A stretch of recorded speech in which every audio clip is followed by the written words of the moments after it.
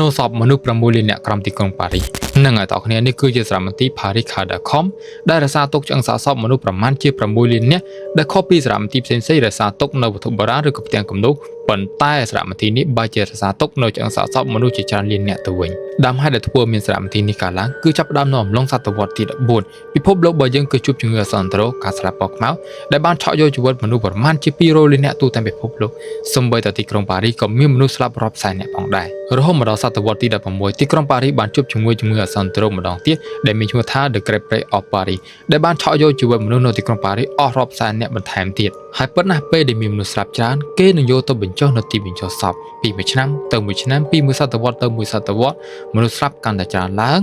រហូតដល់ទីបញ្ចុះសពมันអាចផ្ទុកនៅចំនួនសាកសពដែលច្រើនលើសលប់បានការកប់សពគោលើគ្នាក៏ចាប់ផ្ដើមមានឡើងហើយក្លិនអាសោចក៏បានភាយចេញពីទីបញ្ចុះសពរហូតមកដល់ខាងក្រៅដោយបារម្ភខ្លាចមានជំងឺអាសន្នរោគដែលបណ្ដាលមកពីក្លិនអាសោចដែលចេញពីទីបញ្ចុះសពគេក៏បានសម្រេចចិត្តថាយកអណ្ដូងរ៉ែមួយកន្លែងមកធ្វើជាសារមន្ទីរដើម្បីរក្សាឆ្អឹងសាកសពមនុស្សប្រមាណជា6លាននាក់ដែលនៅក្នុងទីបញ្ចុះសពនឹងឯងនេះហើយគឺជាការចាប់ផ្ដើមរបស់សារមន្ទីរ Paris.com នៅអំឡុងសតវត្សទី18ហើយសារមន្ទីរមួយនេះដែរគឺមានជម្រៅប្រមាណជា20ម៉ែត្រនិងមានប្រវែងជាច្រើនពាន់ម៉ែត្រទៀតប៉ុន្តែគេអនុញ្ញាតឲ្យភ្ញៀវទេសចរចូលទៅទស្សនាបានត្រឹមតែ1500ម៉ែត្រតែប៉ុណ្ណឹងឯងមូលហេតុដែលគេមិនឲ្យភ្ញៀវទេសចរចូលទៅជ្រៅពេកក៏ដោយសារតែកង្វះនៅអុកស៊ីសែននិងបារម្ភខ្លាចមានការបាក់ស្រោតដីអីចឹងទៅ